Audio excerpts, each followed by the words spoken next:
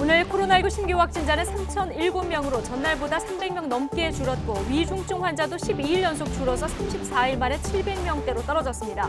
오늘부터는 백화점과 대형마트에 방역 패스가 적용돼 백신 미접종자는 들어갈 수 없습니다. 더불어민주당 이재명 후보는 오늘 여성 스타트업 대표들과 만나 여성 표심 공략에 나섰습니다.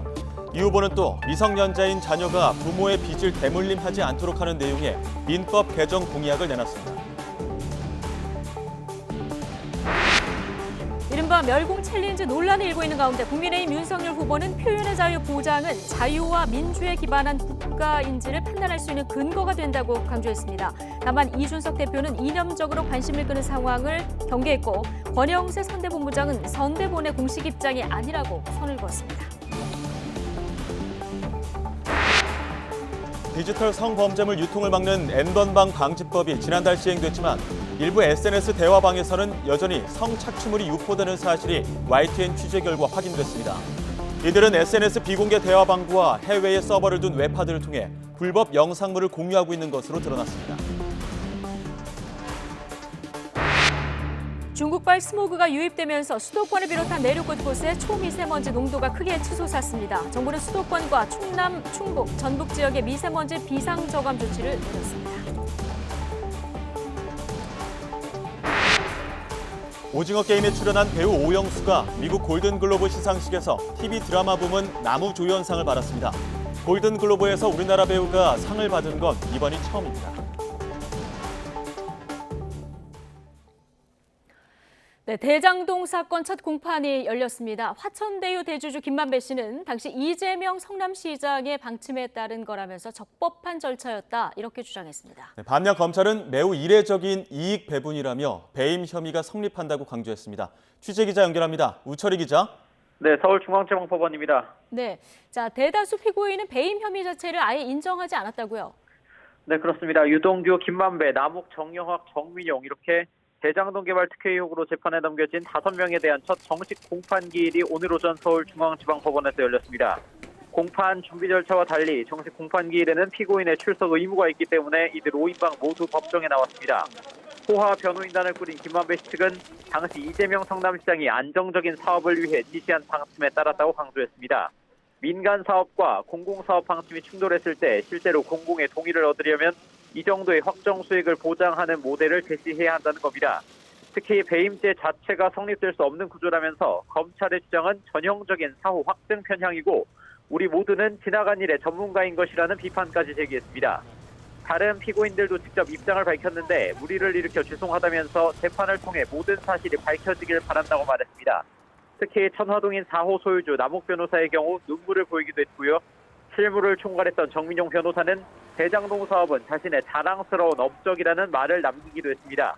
유일하게 혐의를 인정한 정영학 회계사는 처음으로 법정의 모습을 드러냈습니다. 숱한 검찰 출석에도 단 한 번도 취재진의 카메라에 포착되지 않았던 정 회계사는 재판 뒤 쏟아지는 질문에 죄송하다는 말만 되풀이했습니다. 다른 피고인들은 혐의 부인했는데 혼자만 인정하신 이유는 뭡니까? 저한테 한 말씀만 해주세요. 죄송합니다. 그동안 두문불출하셨는데요. 모습 드러내지 않는 이유는 뭡니까? 네, 검찰 수사에서 핵심적인 역할을 했죠. 이른바 정영학 녹취 파일을 둘러싼 공방도 치열했다고요. 네, 그렇습니다. 정영학 회계사가 제출한 녹취 파일과 녹취록을 다른 피고인들이 복사하겠다는 요구를 검찰이 앞서 거부했습니다. 외부로 유출되면 사건 관계인들의 사생활이 침해될 우려가 있다는 이유였는데 하지만 법원은 피고인들의 손을 들어줬습니다. 그런데 오늘 재판에서도 피고인 측 변호인들은 검찰이 여전히 녹취 파일을 제공하지 않고 있다고 반발했습니다. 재판부는 있을 수 없는 일이라면서 서둘러 복사해 주라고 검찰을 압박했고 검찰은 피고인 측 변호인들의 주장에 근거가 없다고 해명했습니다. 또 피고인 측에서는 정영학 녹취 파일의 증거 능력에 대해서도 거듭 의문을 나타냈습니다.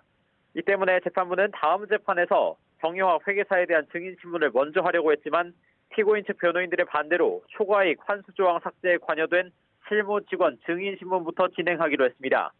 정영학 녹취 파일은 유무죄를 가를 핵심 변수인 만큼 향후 재판에서 증거 능력을 둘러싼 공방이 치열하게 전개될 전망입니다. 다음 공판은 다음 주 월요일인 오는 17일 오전에 열립니다. 지금까지 서울중앙지방법원에서 YTN 우철입니다.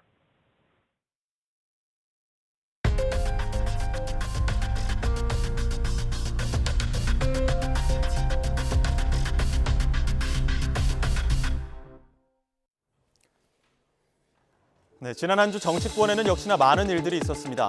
포털 사이트 검색어를 바탕으로 유권자들은 어떤 이슈에 특히 관심을 보였는지 알아보겠습니다. 먼저 네이버입니다. 5일 국민의힘 윤석열 후보 검색량이 폭증했죠. 바로 김종인 선대위 총괄선대위원장이 사퇴하고 윤 후보가 선대위를 해체하겠다고 발표한 날입니다. 그런데 당내 갈등이 최고조로 치달았던 다음 날 윤 후보 검색량이 뚝 떨어졌는데요. 유권자들이 관심이 없었던 게 아니라 대신 이준석 대표 검색량이 급증했던 것을 확인할 수 있었습니다.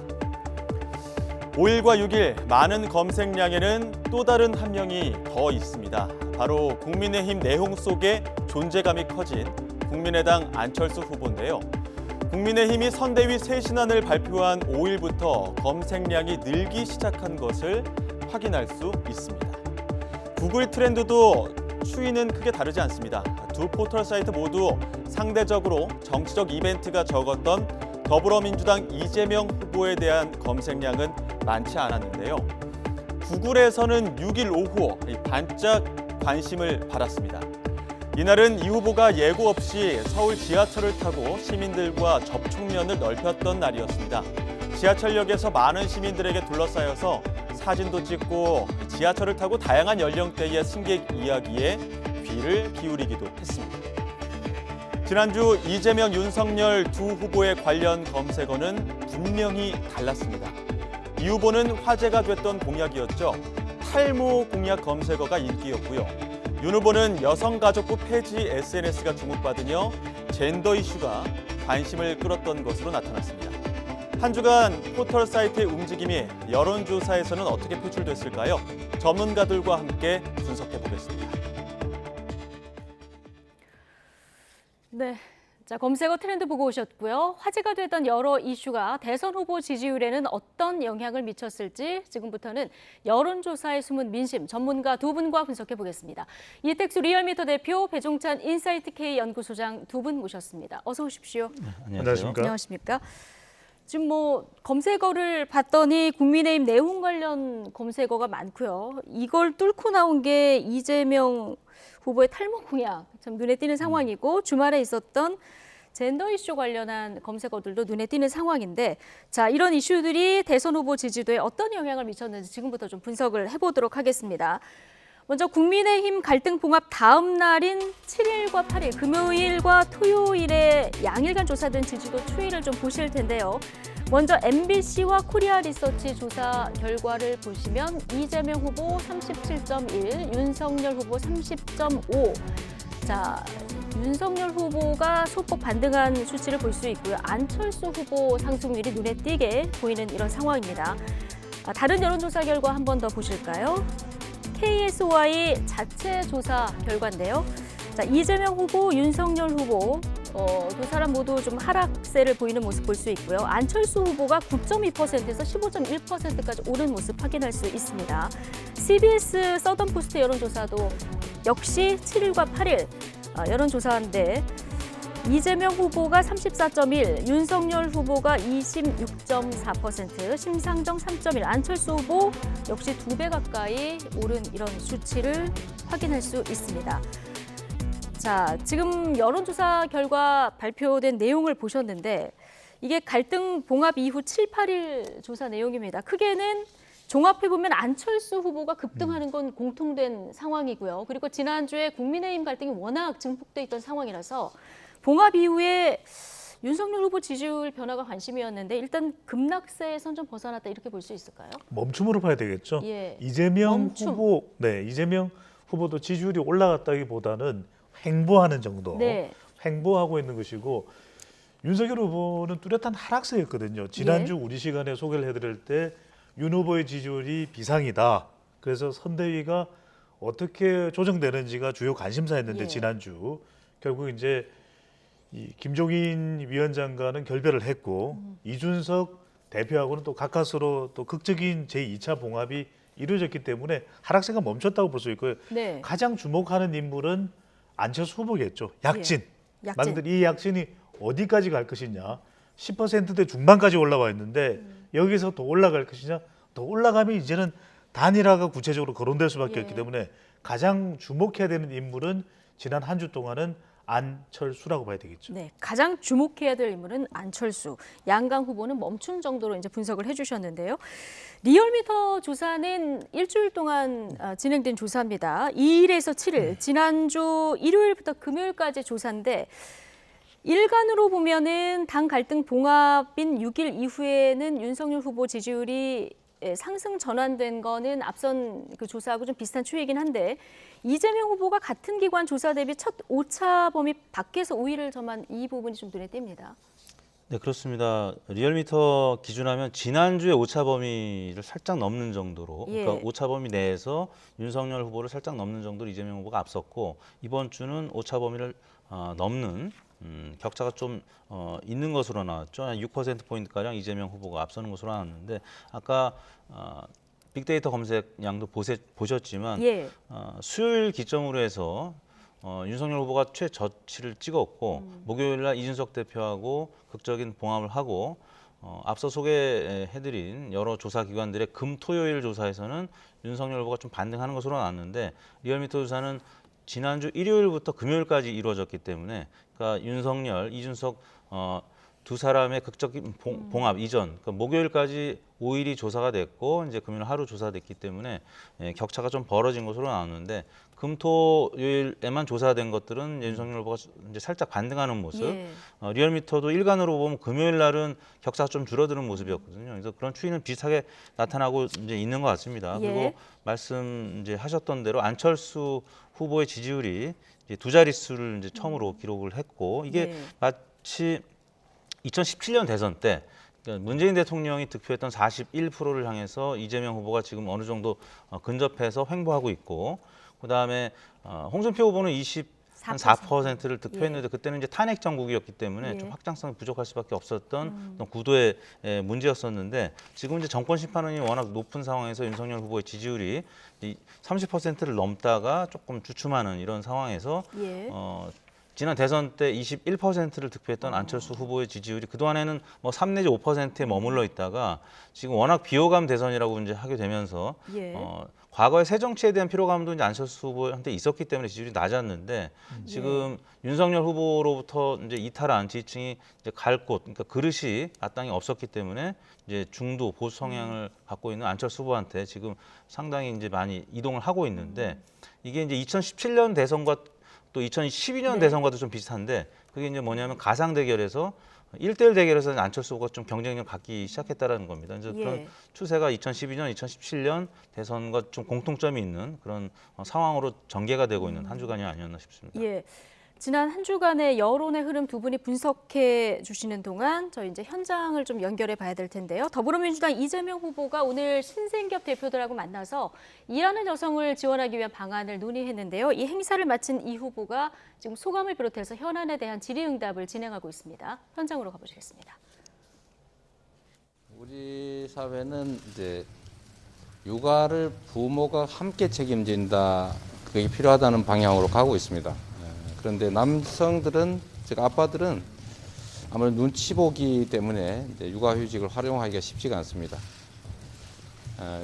아빠의 육아휴직을 활성화하기 위한 방식을 다양하게 고민해야 되는데 이제 일부 유럽 국가에서 아빠가 육아휴직을 활용하지 않으면 그만큼 손실이 되도록 해서 반드시 이제 육아휴직을 다 하도록 이렇게 권장하는 제도를 두고 있습니다.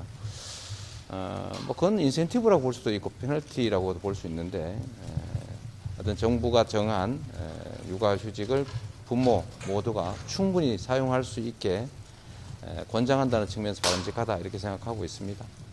이소영 대변인인데요. 조금 부연 설명드리자면 그 이재명 후보가 설명하신 그 노르웨이의 아빠 육아휴직 할당제와 관련해서는 그 제도가 도입되기 이전에 4%대였던 아빠 육아휴직이 제도 도입 이후에 90% 이상으로 증가한 굉장히 성공 사례로 평가받는 제도입니다. 다음 질문 받겠습니다. 기자님. 후보님께서 오늘 선발 간 갈등에 대해서 나름의 좀 후회를 밝혀주셨는데요. 얼마 전 다페이스 출연과 관련해서도 이제 일부 남성 커뮤니티에서 비판이 잇따르고 있습니다. 후보님께서도 원래 여성 중심 프로 출연의 의사를 밝히셨다가 좀 거부하셨다가 다시 이번에 다페이스 출연을 하신 걸로 알고 있는데 혹시 다페이스 출연과 관련한 나름의 계기가 있으신지 궁금합니다. 그래서 제가 이걸 결정했다 취소했다는 건 아니고요. 실무 차원에서 이제 진행을 하다가 또 연기됐다가 결국은 이제 진행하게 됐다는 말씀을 드립니다. 저는 아까 잠깐 말씀드렸습니다만 우리 사회에서 불평등을 극복해야 된다. 어떤 영역에서도 합리적인 이유 없이 불합리하게 차별돼서는 안 된다. 우리 국민 모두가 동의하는 원칙이라고 생각합니다. 남녀 간에도 차별적 요인이 있다면 시정을 해야 되고 또 부당하게 또 차별을 강요하는 게 있다면 그 자체도 시정할 필요가 있는 거죠. 그걸 꼭 남녀로 갈라볼 문제는 아니고 일반 원칙적으로 차별적 요소는 시정하고 평등적 요소는 강화한다. 그 측면에서 접근하는 게 좋다고 생각합니다. 이걸 이제 정치적인 목적으로 좀 활용하거나 자극하거나 또 그래서는 절대 안 될 일이라고 생각합니다. 다음 질문 받겠습니다. 네, 기자님. 방금 이제 이런 걸 정치적으로 활용하거나 그래서 안 된다고 말씀하셨는데 최근에 윤석열 후보는 여가부 폐지, 사장 월급 200만 원 때문에 미대남들을 향해서 약간 직진하는 행보를 보이는데 이에 대해서 어떻게 생각해요? 제가 그 윤석열 후보님의 이제 뭐 정책 행보에 대해서 구체적으로 뭐 가타부타 할 일은 아닌 것 같습니다. 다만 제가 드리고 싶은 말씀은 폐지한다, 반대한다를 넘어서서 이제 좀 뭔가 어떻게 하면 우리 사회가 더 개선될 수 있는지에 대한 대안을 좀 많이 말씀해 주시면 좋겠다 그런 생각이 듭니다. 마지막 질문 받겠습니다. 촉천대유의 김만배 측이 대인 혐의에 대해서 이제 이재명 후보님의 안정적인 사업을 지시 위해 지시 방침에 따른 것이다라고 했는데요. 이에 대해서 어떤 입장을 가지고 계신지요? 오늘 재판이 있었습니까? 제가 내용을 잘 몰라서 지금은 말씀드리기가 좀 적절하지 않은 것 같네요. 오늘 질문 여기까지 받겠습니다. 감사합니다, 기자님. 네, 고맙습니다. 네. 자, 일하는 여성 지원 간담회에 참석하고 나오는 길에 이제 브리핑을 하는 이재명 후보의 발언 듣고 오셨습니다. 아빠의 육아휴직 활성화 방안을 고민해야 된다 이런 얘기가 있었고요. 그 이후에 이제 질의응답이 있었는데 윤석열 후보가 이제 여가부 폐지 공약을 이제 던졌는데 이에 대한 질의에는 윤 후보의 정책 행보 구체적으로 내가 가타부타 할 일은 아니다 이렇게 얘기를 했고 지금 들어보셨듯이 이제 대장동 의혹에 대한 오늘 재판이 있었던 데 대한 질문이 있었는데 오늘 재판이 있었냐? 자, 이렇게 선을 긋는 모습도 볼 수 있었습니다. 지금 나온 내용들 저희가 준비한 내용 얘기하면서 하나씩 좀 풀어가도록 하고요. 자. 조금 전에 저희가 이제 지지율 지난주 한 주간의 흐름을 분석하고 있었는데 자, 안철수 후보 상승세가 눈에 띄고 이재명 후보는 이택수 대표께서 문재인 대통령 그 득표율 근처까지 갔다 이런 얘기를 해주셨는데 근데 그간 흐름을 보면은 윤석열 후보 측 지난주에 갈등이 최고조에 달한 이런 상황에서 이 빠진 지지율이 이재명 후보 쪽으로는 또 거의 안 들어간 이런 모습을 볼 수 있습니다. 그렇죠. 윤석열 후보에서 이탈한 지지층이 이재명 후보에게는 왜 안 가느냐. 예. 그 이야기는 프레임 전쟁입니다. 결국 프레임 전쟁은 윤석열 후보로부터 이탈한 지지층이 있다면 그 지지층은 당장 이재명 후보 쪽으로 갈 이유가 없겠죠. 왜냐하면 윤 후보를 지지했던 지지층이기 때문에 네. 그들은 어느 후보도 지지하지 않거나 대기하고 있을 가능성이 높은데 대안이 있죠. 대안의 인물로 떠오른 부상한 후보가 바로 안철수 후보이기 때문에 예. 안철수 후보에게 대부분 갑니다. 그런데 또 하나 궁금한 건 아니 국민의힘 내부의 갈등도 있고 파장도 있고 충돌도 있는데 반사 이익을 얻었다면 이재명 후보 지지율이 더 올라가야 되는데 왜 안 올라갈까? 이 궁금해하시는 분들이 많죠. 예. 간단합니다. 세 글자입니다. 변동성이에요. 변동성. 왜냐하면 예. 이제 남아있는 후보들을 지지하지 않고 있지만 후보들이 행동을 어떻게 하느냐에 따라서 지지할 수 있게끔 준비하고 대기하고 있는 유권자층은 누구예요? M여중입니다. 예. MZ세대 여성 중도층은 단박에 이동을 안 합니다. 확신이 설 때까지. 그러니까 시간이 더 걸리는 거예요. 이들은 지금 어디로도 안 가요. 그러니까 국민의힘이 내용이 터졌고 갈등이 불거졌는데 왜 이재명 후보 지지로 안 올라갈까? 그러니까 이 지금 현재 대기하고 있고 어느 한쪽에도 힘을 실어주지 않는 유권자층은 계속 대기 상태예요. 끝까지 보는 겁니다. 예. 간을 보는 거예요. 그러니까 이들 중에서 보면은 자 이재명 후보 지지율도 오히려 조금 내려간 경우가 있어요. 예. 그 사람들은 어디로 갔냐? 적은 비율이지만 안철수에게로 가는 겁니다. 그러니까 윤석열 양쪽의 후보의 지지율을 흡수하고 그렇죠. 있는 거예요. 윤석열 후보로부터 이탈한 지지층의 상당수가 대부분이 안철수 후보로 가기지만 심지어는 이재명 후보의 일부 지지층 그리고 심상정 후보의 일부 지지층까지도 안철수 후보로 가니까 지금 이 변환과 혼돈의 국면에서 안철수 후보가 일종의 블랙홀 상태가 되고 있는 것이죠. 예. M여중 조만간 만들어져야 될 것 같은데. 이제 그 예. 백과사전에도 실리겠죠. 예, 계속 이제 강조하고 계신데 MZ세대 여성 중도층 표심이 여전히 중요하다. 자, 이 얘기 오늘도 이제 강조해 주셨습니다. 안철수 후보 몸값이 이렇게 오르면서요. 단일화 이슈도 지금 계속 부상하고 있는데 단일화 관련해서 국민의당 입장 오늘 아침에 나온 게 있는데 이 이야기 듣고 이어가겠습니다.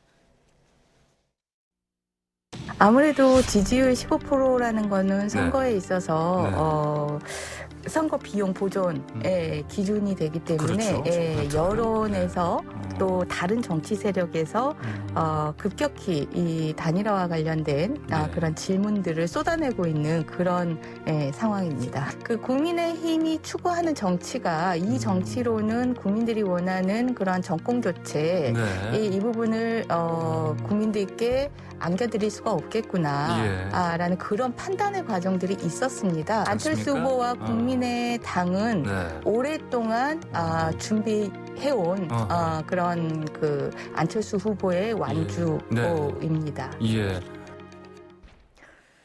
네, 권은희 원내대표의 이야기 듣고 오셨는데 안철수 후보 지금 마의 15%를 넘은 여론조사 결과가 지금 꽤 나오고 있는 이런 상황이거든요. 실제 대선으로 갔을 때 득표율 15% 이건 현실적으로도 굉장히 의미가 있는 거지 않습니까?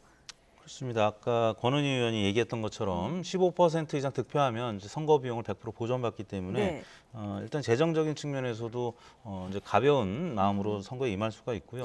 그다음에 15% 그리고 20%까지 간다는 거는 보수 혹은 보수 중도까지 포함한 대략 한 45%의 파이에서 윤석열 후보와 거의 반분할 수 있는 그렇기 때문에 단일화가 이제 협의가 가능한 정도의 수준으로 몸값을 끌어올릴 수 있다라는 얘기이기 때문에 이제는 안철수 후보가 과거 4.7 재보궐선거에 있어서 서울시장 단일화 과정 그리고 그 전 뭐 2012년도도 그렇고요. 그때랑은 좀 다른 입장에서 단일화도 이야기할 수 있는 그런 지지율이 이제 15%. 사실 뭐 지난 2017년도에는 당시에 이제 새누리당이 워낙 탄핵 국면에서 저조한 상태에서 출발을 이제 해서 안철수 후보가 30% 넘는 지지를 기록했지만 사실 이제 양당이 이 국회를 장악하고 있는 상황에서 안철수 후보의 지지율이 2017년도는 논외로 하고 지금 한 10에서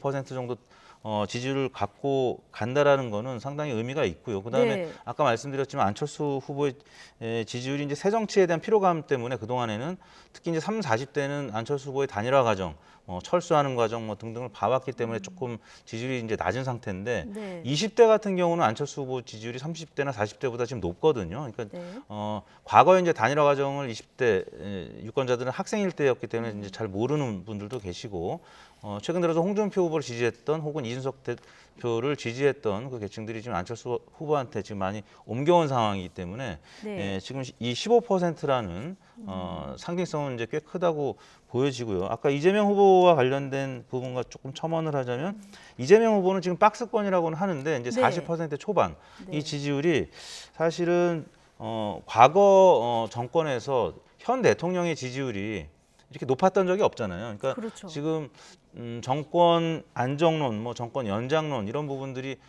과거 같으면은 좀 낮았을 텐데 지금은 한 30% 초중반 정도 되면서 이게 이제 이재명 후보 입장에서는 정권 교체론이 또 한 50% 넘어가는 상황에서 꽤 끌어올린 거라고 생각합니다. 탄핵 과정에서도 한 41%를 득표 밖에 못했기 때문에 그래서 이재명 후보는 이제 최근 들어 정권 심판과 정권 연장이 지지율 격차 많이 줄어들었잖아요. 이게 만약에 좀 더 줄어든다라고 하면은 한 5%까지도 가져갈 수 있는데 그거는 또 하나의 변수. 윤석열, 안철수 두 후보 간의 단일화 갈등이 만약에 극심해진다라고 하면 이재명 후보 쪽으로 좀 옮겨올 가능성도 있는데 이거는 한두 달 정도 시간 많이 남았기 때문에 조금 더 지켜봐야 될 대목이 아닌가 싶습니다. 우리 시청자분들이 이제 궁금하신 부분이 한 15% 중반, 10%대 중반 정도의 지지율이 나오는데도 왜 단일화에 대해서 선을 긋고 있느냐. 이게 25%의 법칙입니다. 그러니까 안철수 후보는 25%가 넘어가야 탄력성이 발휘가 되거든요. 그러니까 2012년에도 보면 11월 23일 날이 지나면서 문재인 당시 후보에게 지지율이 추월당해요. 그때의 기준점이 25%입니다. 그러니까 25% 이하로 내려가 버리게 되면 이 안철수 후보는 급격히 이 완주에 대한 동력 자체가 약화돼 버리거든요. 그리고 단이라도 주도권을 못 잡게 되는 거죠. 2017년에도 보면은 앞서가던 것이 25% 미만으로 내려오면서 홍준표 후보가 추월을 하게 되고 본인의 지지율은 결국 21%로 대선을 마무리하게 되거든요. 그러니까 권은희 원내대표는 왜 선을 긋느냐? 아직 멀었다. 조금 더 기다려서 안 후보의 지지율이 25%에 가까워지게 된다면 그때는 단일화를 주도적으로 우리가 상승세 추세 속에서 이야기해 볼 수 있다. 그러니까 이른바 안철수 후보가 지금 겨냥하고 있는 것은 25%의 법칙, 25%에 근접하거나 넘기는 수준까지 갈 때 단일화가 거론될 수 있다는 거죠. 아, 그렇군요. 지금 15% 마의 벽을 한 번 넘었는데 25%가 또 한 번 관건이 될 것이다. 이제 전망을 해주셨는데요. 윤석열, 안철수 후보 단일화 시 어느 후보로 돼야 되느냐. 이 여론조사에서는 양쪽이 굉장히 팽팽한 이런 상황을 볼 수 있고요. 또 하나, 야권 단일화를 가정하고요. 여야의 양자 가상 대결을 붙여본 여론조사 결과도 있는데 지금 정권 교체 여론이 높다 보니까 윤석열, 안철수 누구로 단일화되든 지금 보수 야권 단일 후보가 이재명 후보를 이기는 결과치가 나오긴 하는데요. 안철수 후보가 이재명 후보에 훨씬 큰 격차로 이기는 것으로 나오거든요. 네네. 그건 왜냐하면은 간단하게 생각하시면 됩니다. 우리 대선은 당선자는 항상 두 가지 이념을 가져가요. 87년대 직선제 개헌 이후에 줄곧 그랬습니다. 자기 이념 지지층에 플러스 중도층을 조금이라도 더 가져가는 후보가 당선이에요. 그러니까 이번 대선은 프레임 전쟁입니다. 프레임 전쟁 대결 속에 가운데 이제 이 중간 유권자층인 MZ세대 여성 중도층이 있는 거죠. 중도층이 지금 가운데 있죠. 그런데 안철수 후보는 줄곧 정치에 입문한 이후로 이야기해왔던 자기 지지층이 중도거든요. 그렇다면 안철수 후보로 단일화가 되는 경우에 보수는 정권 교체를 해야 되기 때문에 어쩔 수 없이 안 후보 쪽으로 가게 돼요. 그러면은 기존의 자기 중도에다가 보수까지 오니까 안철수 후보의 파이는 커지게 되죠. 이렇게 이제 가상 대결을 붙여보면. 그런데 윤석열 후보로 단일화가 될 경우에는 중도는 어디로 가야 될지 한 후보 쪽으로 쏠리지 않는 겁니다. 그러다 보니까 단일화 될 경우에는 안철수 후보의 경쟁력이 커지는 것은 결국 두 가지의 이념을 많이 가져가는 후보가 누구냐. 대체로 지금 현재의 여론만 놓고 보면 안철수 후보가 보수 플러스 중도까지 더 많이 가져가는 결과로 봐야 되겠죠. 지금 안철수 후보 지지율이 급상승하다 보니까 민주당 기류도 조금 달라지는 것 같습니다. 물론 MB 아바타 넘어서 윤석열 아바타다 이런 뭐 견제성 발언도 나오고 있는 상황인데 결국 단일화가 될지 이게 최대 관심 아니겠습니까? 마지막에는 어떻게 될 거라고 예상하십니까? 아까 말씀하셨던 이제 15%는 이제 필수 조건이고 25%가 이제 단일화의 충분 조건일 겁니다. 전체 보수의 이제 보수가 득표할 수 있는 파이가 한 45%로 보면 25%를 가져가면 이제 2등으로 3등을 이제 흡수할 수 있다라는 어떤 전제하에서 단일화 협상을 하게 되는데 안철수 후보 같은 경우는 이제 2012년 대선 때도 그랬고 2021년 4.7 재보궐 서울시장 선거 때도 그랬고 1대1 가상 대결을 하면은 항상 앞서는데 이제 3자 구도로 했을 때 이럴 때는 이제 경쟁력이라든지 또 뭐 적합도라든지 팽팽하거나 조금 열세인 그런 결과들이 나오는데 결과적으로 단일화 협상 과정에서 안철수 후보 혹은 안철수 후보가 속한 정당이 양보를 많이 하거나 또 이제 철회를 하면서 조금 불리한 상황이 됐는데 결국 단일화 협상 그 부분이 이제 가장 큰 관건이 될 것이라고 봅니다. 지금 또 하나 변수가 그 젠더 갈등 이슈가 지금 급부상한 이런 상황입니다. 이준석 대표하고 윤석열 후보가 화해한 이후에 윤석열 후보 적극적인 이제 공약 발표 이어가고 있는 상황에서 지금 7자 공약들을 내놓고 있는데 이 가운데 여성가족부 폐지 이걸 주장하면서 젠더 이슈가 재점화됐거든요. 이거 어떻게 보십니까? 이대남부터 먼저 잡자 이런 전략일까요? 단기적 효과는 있겠죠. 지금 워낙 이제 하락세이기 때문에 윤석열 후보로서는 빨리 반등을 해야 되는 또 과제가 있는 것이거든요. 네. 그런 면에서는 이준석 대표와 협력을 해서 20대 남자 또는 30대 남자 일부까지도 결집을 빠른 속도로 가져가는 것이 좋다고 판단할 수 있습니다. 유리하다고 판단할 수 있습니다. 하지만 지금 젊은 세대들이 아무리 3S라고 그러죠. 소셜, 이 SNS 그리고 또 스마일 주로 이제 재밌는 내용 그리고 쇼츠 짧은 내용들에 상당히 열광을 하고 있습니다. 그래서 이 메시지 자체도 여성가족부 폐지, 뭐야 다른 설명이 없어? 막 뒤적거려봐도 없거든요. 그러니까 그건 이제 젊은 세대들의 호소하기는 좋습니다. 그런데 내용보다는 형식이 좀 소구력이 있다 이런 말씀이시죠? 그런데 이건 짧게라도 말씀을 드려야 되는 건데 그런데 결과적으로 우리 유권자들은 또 대결 구도로 가는 거에 대해서 긍정적이지 않다라는 거예요. 그러니까 20대 남자, 20대 여자 또 갈라치기 하는 것에 대해서는 20대, 30대의 평가도 중요하지만 이런 젠더 이슈가 부각되는 걸 보면서 누가 부정적으로 인식할 수밖에 없는 50대입니다. 그러니까 50대에서 진보와 보수의 분수령 나누어지게 되거든요. 이들이 볼 때는 우리도 힘들었는데 또 20대, 30대까지 젠더 이슈로 나누어진다.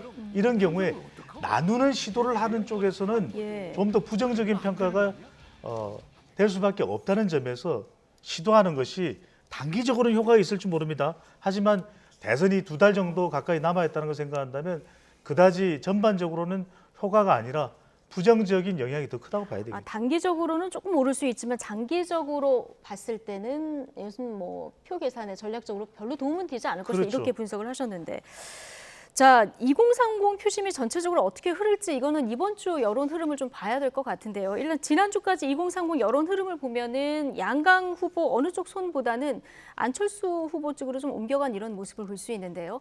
어쨌든 지금 뭐 병사 봉급 200만 원 공약까지 나온 상황에서 지금 젠더 갈등이 다시 부각된 상황이고요. 이런 여러 가지 그 공약들이 여론에 다음 주 이번에 이제 이후에 나올 여론조사에 어느 정도 영향이 있을 거라고 보십니까? 일단 최근 이제 기류는 여성층 같은 경우는 양강 후보가 팽팽해졌고요. 이제 남성층 같은 경우는 이재명 후보가 좀 열세였다가 이제 좀 앞서가는. 그래서 이재명 후보는 여성층을 더 공략해서 여성층까지도 역전시키겠다라는 거고 윤석열 후보는 일단 남성층이 많이 넘어갔기 때문에 여성가족부 폐지 같은 이슈를 던지면서 뭐 김종인 전 위원장의 이야기도 조금 묻고 이준석 당대표하고는 조금 화합하는 이런 양상으로 젠더 이슈를 활용하겠다 이런 측면으로 보이고요.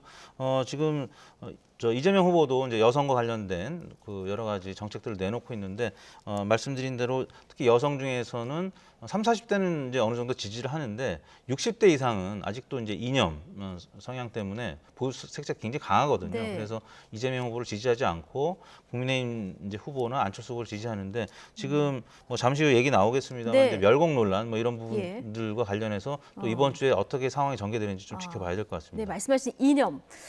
지금 그런 이 정용진 부회장이 쏘아올린 논란이죠. 멸공 논란. 주말 내내 말씀하신 대로 정치권으로 확산이 됐는데 관련 내용 먼저 박석원 앵커가 정리해드립니다. 네, 군필자분들이라면 아마 익숙한 노래일 겁니다. 군대 가면 가장 먼저 배우는 군가 중 하나죠.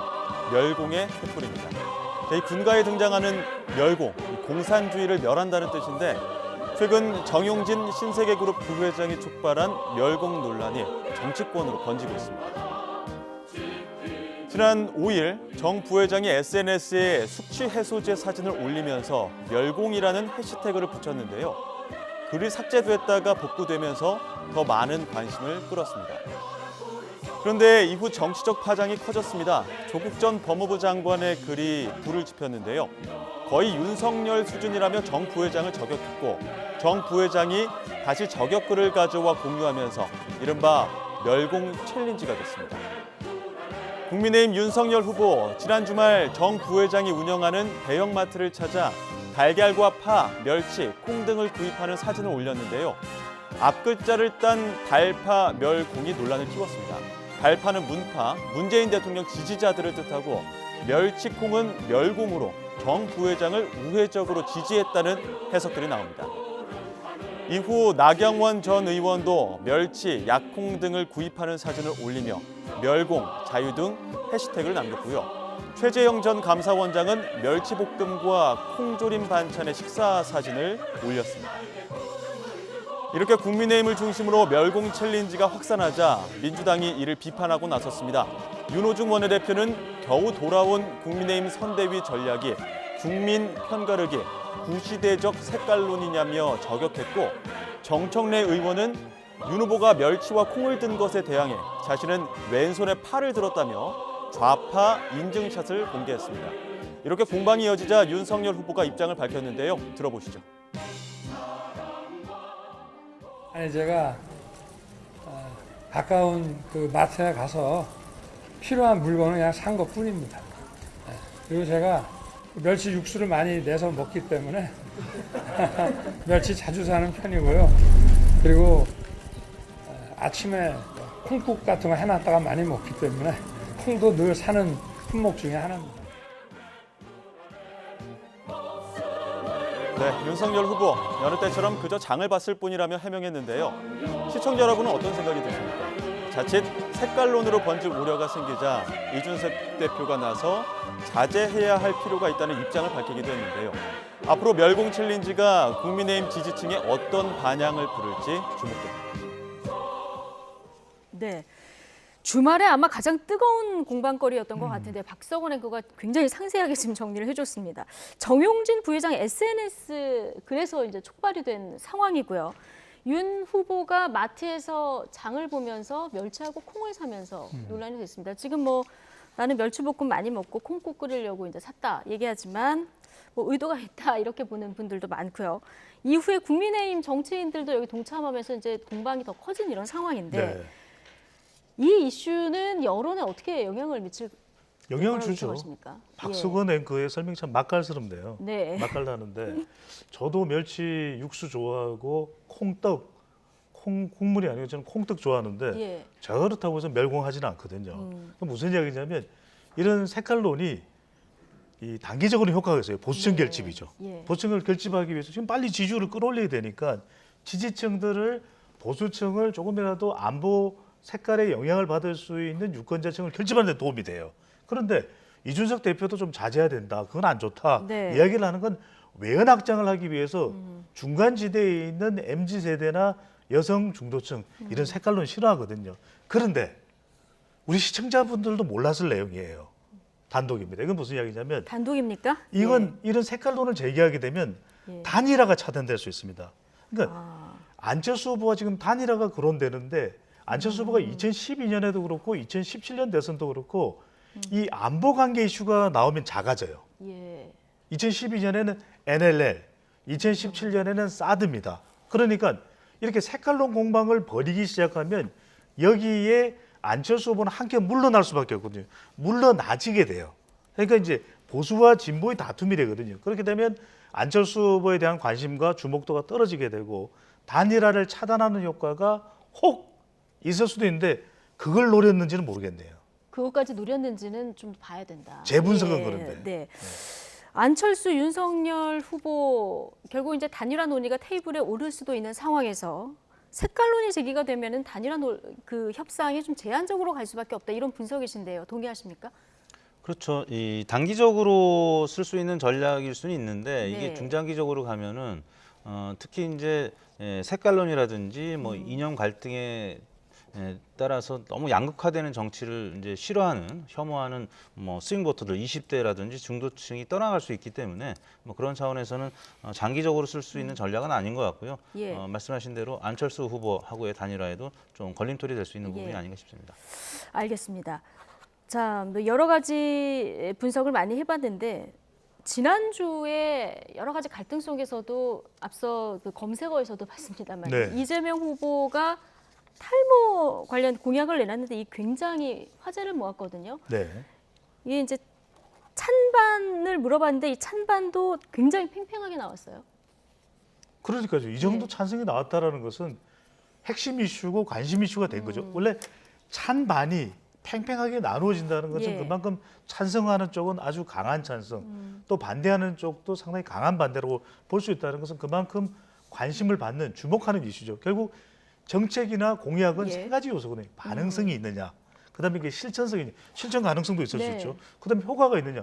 적어도 탈모 인구가 1,000만 또 그 이상 된다고 그러고 남녀노소 가릴 것이 없다면 이건 대선 후보에는 상당히 주목을 받을 수밖에 없는 이슈다. 그러다 보니까 요즘 나오는 하나의 유행어가 된 것이 모발 이런 얘기 나오거든요. 그러니까 웃을 수 있습니다. 네. 웃을 수 있어요. 그게 뭐냐. 그런데 생활 밀착형 오히려 200만 호 주택 건설하겠다. 300만 개 일자리 만들겠다. 와닿지가 않아요. 이게 과연 가능할까? 그런데 탈모 관련 치료 네. 약값을 낮추겠다.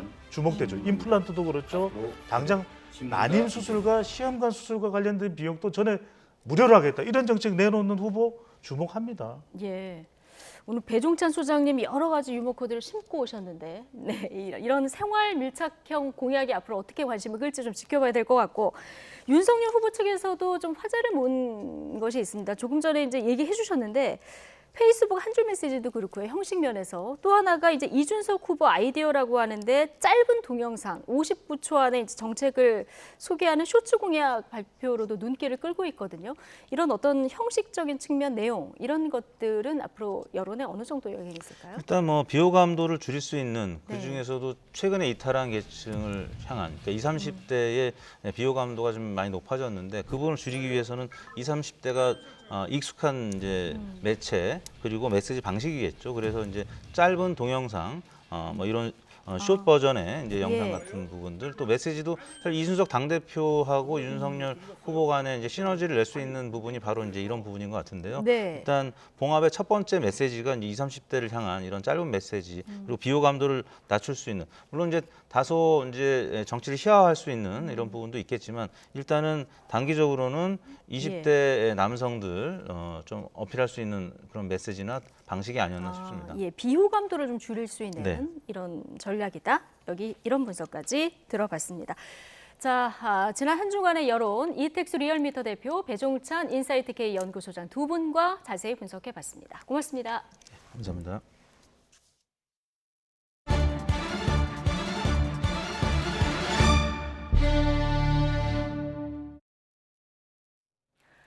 네, 지난주 폐막한 세계 최대 가전 IT 전시회 CES에는 삼성이나 현대자동차와 같은 유명 대기업만 참여하는 게 아닙니다. 톡톡 튀는 아이디어로 창업한 스타트업들도 CES에 나와서 자신들의 기술력을 선보이는데요. 그중에서도 국내 과학기술 특성화 대학 학생들의 아이디어가 CES 현장에서도 빛나다고 합니다. 양회영 기자가 만나봤습니다. 노트북 앞에서 춤을 추는 모습을 녹화한 뒤 클릭을 몇 번 하자 애니메이션 캐릭터가 완성됩니다. 딥러닝과 포즈 추출 기술 기반으로 3차원 캐릭터를 쉽게 만드는 기술입니다. 포스텍 3학년 재학생 2명의 아이디어로 시작된 이 기업은 지난해 네이버로부터 가능성을 인정받아 30억 원을 투자받았으며 올해 처음으로 CES에도 참가했습니다. 저희가 만들고 있는 플라스크는 영상만 찍으면 이 유저의 모션을 그대로 디지털라이제이션 해주는, 모션 익스트랙션 해주는 기술이고요. 그렇기 때문에 영화, 게임 혹은 애니메이션 제작을 훨씬 더 쉽고 빠르고 저렴하게 할 수 있는 그런 제품이라고 보시면 될 것 같습니다. 조끼를 입고 공기를 넣자 서서히 부풀어 오릅니다. 적절한 압박으로 심리적 안정감을 주는 AI 기반 스마트 조끼입니다. 발달장애인과 ADHD 환자의 이상 행동이나 스트레스 수치 등을 모니터링하고 공기 주입을 조절하는 방식입니다. 이 기술은 취약계층이나 자기개발 등 다양한 분야에서 활용 가능성을 인정받아 올해 CES 혁신상을 받았습니다. 해외 박람회가 처음이다 보니까 글로벌 진출을 위한 발판이 되지 않을까 생각이 들고 또 실제로 돌봄이 필요한 모든 전 세계 많은 분들을 위해서 저희가 조끼 개발을 하도록 노력하겠습니다. 올해 CES에서는 과학기술 특성화 대학인 카이스트는 10개 기업이, 포스텍은 13개 기업이 참여해 남다른 기술력을 선보였습니다. 특히 카이스트 부스에 참여한 기업 중 한 곳은 이번 CES를 통해 미국 내 유통업자를 발굴하는 등 생각보다 큰 성과를 얻었습니다. 이곳 CES 유레카파크는 세계 각국의 스타트업들이 모인 곳입니다. 이곳에서도 과학기술 특성화 대학 창업 기업들은 돋보이는 아이디어로 관람객들을 사로잡으며 우리 기술력의 우수성을 각인시켰습니다. 미국 라스베가스에서 YTN 사이언스 양우영입니다. 이틀째 미세먼지 비상 저감 조치가 발령된 가운데 현재 수도권을 비롯한 전국 곳곳의 초미세먼지 농도가 짙게 나타나고 있습니다. 이에 따라 오늘 밤 9시까지 공공기관뿐만 아니라 민간 부문 사업장과 공사장의 운영 시간이 단축되고 배출가스 5등급 차량은 운행이 제한되는 점 참고해 주시기 바랍니다. 미세먼지는 오늘 밤사이 찬 공기가 유입되면서 점차 해소될 것으로 보입니다. 다만 오늘 퇴근길 무렵 서쪽 지방을 시작으로 내일 새벽까지 제주 산간에는 최고 30cm 이상의 폭설이 쏟아지겠고요. 그 밖에 수도권과 충청 이남으로는 1cm 안팎의 눈이 예상됩니다. 밤사이 눈이 얼어 빙판을 이루는 곳이 있을 것으로 보이니까요. 교통안전에 각별히 주의해 주시기 바랍니다. 내일 아침에는 기온이 큰 폭으로 떨어지겠습니다. 내일 서울 아침 기온 영하 9도, 대전 영하 6도, 광주는 영하 2도가 예상되고요. 낮 동안에도 대부분 영하권을 유지하겠습니다. 내일 낮 기온 서울 영하 4도, 대전 영하 1도, 대구는 1도가 예상됩니다. 이번 영하권 추위는 주 후반까지 길게 이어질 전망입니다. 지금까지 날씨 정보였습니다. 네, 월요일 더 뉴스 마치겠습니다. 잠시 후 뉴스큐가 이어집니다. 시청해주신 여러분 고맙습니다.